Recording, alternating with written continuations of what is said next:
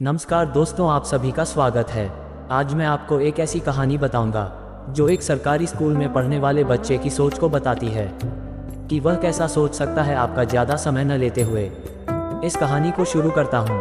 एक बच्चा था, सरकारी स्कूल में पढ़ता था। जाहिर सी बात है, उसके पिता गरीब थे, उसको प्राइवेट स्कूल में नहीं पढ़ा सकते थे। एक दिन उस बच्चे के दिमाग में आया कि मैं देखना चाहता हूँ कि मेरे पिताजी कैसी नौकरी करते हैं और कहाँ जाते हैं। यही बात उसने अपने पिता को बताई। उसके पिता ने उसको जवाब दिया कि ठीक है, तुम कल मेरे साथ चल सकते हो। अगले दिन सुबह बच्चा अपने पिता के साथ चला गया। जैसे ही वहां पहुंचा तो कुछ देर बाद उसने देखा कि उसके पिता बड़ी बड़ी आलीशान गाड़ियों की सफाई करते हैं। यानी कि उसके पिता का काम महंगी महंगी गाड़ियों को साफ करना है। तो उसके दिमाग में एक सपने का जन्म हुआ। एक दिन मैं भी अपने पिताजी को बड़ी बड़ी गाड़ियों में बैठाना चाहता हूँ। मैं नहीं चाहता कि यह जिंदगी भर इन गाड़ियों की सफाई करते रहे।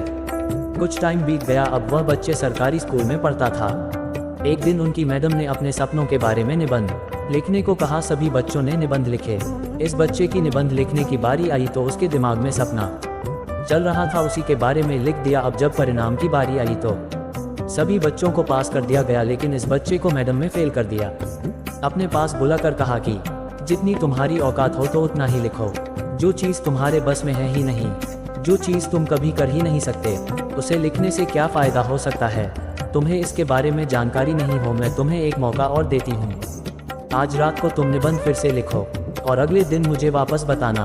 वह बच्चा रात भर सोचता रहा कि मेरी क्या गलती है, मैंने कहीं कोई गलती तो नहीं की, वगैरह वगैरह। लेकिन अगले दिन सुबह उसने वही निबंध अपनी मैडम को दे दिया, क्योंकि उसका दिल नहीं मान रहा था। आखिरकार मैडम ने उसको फेल कर दिया और यह कहा कि अपनी औकात से बाहर निकलने की कोशिश मत करो, जितनी चादर हो उतने ही पैर पसारो।